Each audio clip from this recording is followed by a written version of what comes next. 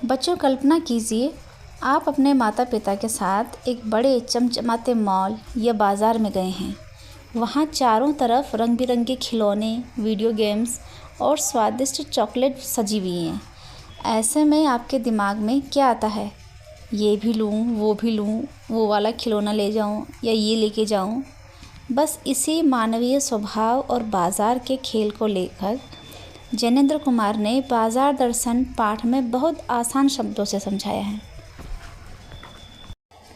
नमस्कार, आज हम कक्षा 12 के प्रसिद्ध पाठ जैनेंद्र कुमार द्वारा रचित बाज़ार दर्शन को पढ़ेंगे और इससे हम बाज़ार के बारे में समझेंगे।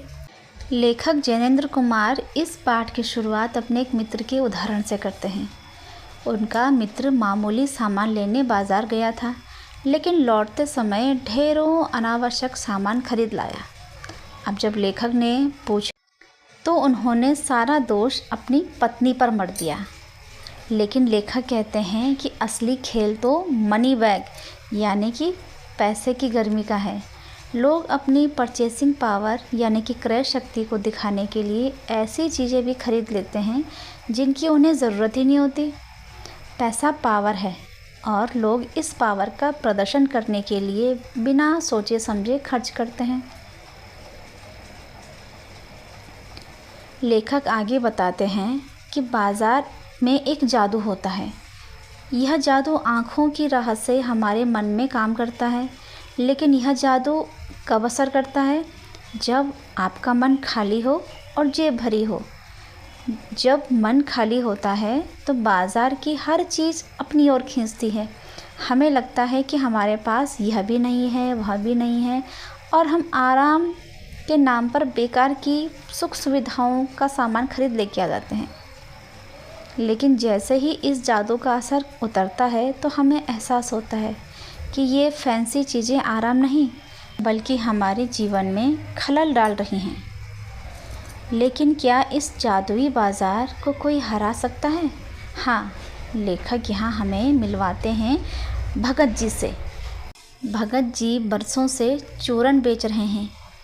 वे रोज़ केवल 6 आने कमाते हैं और बचा हुआ चूरन बच्चों में मुफ्त बांट देते हैं। जब भगत जी बाज़ार की चकाचौंध के बीच से गुज़रते हैं तो बड़ी बड़ी दुकानें उन्हें अपनी तरफ आकर्षित नहीं कर पाती।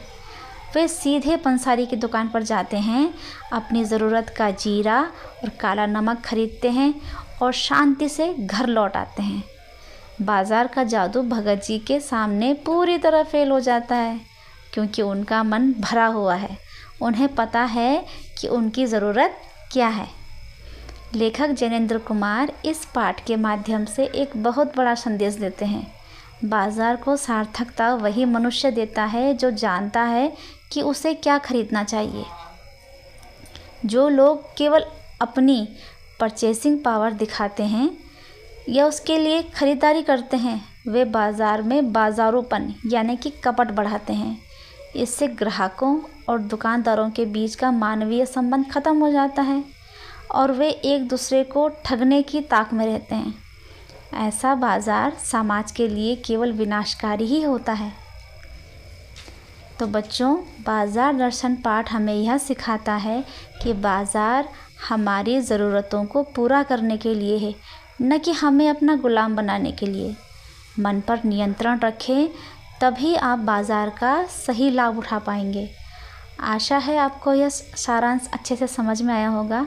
तो बच्चों, इस वीडियो को देखें, लाइक करें और मुझे बताएं कि आपको कैसी लगी। तो बच्चों, मिलते हैं ऐसे ही नई वीडियो के साथ।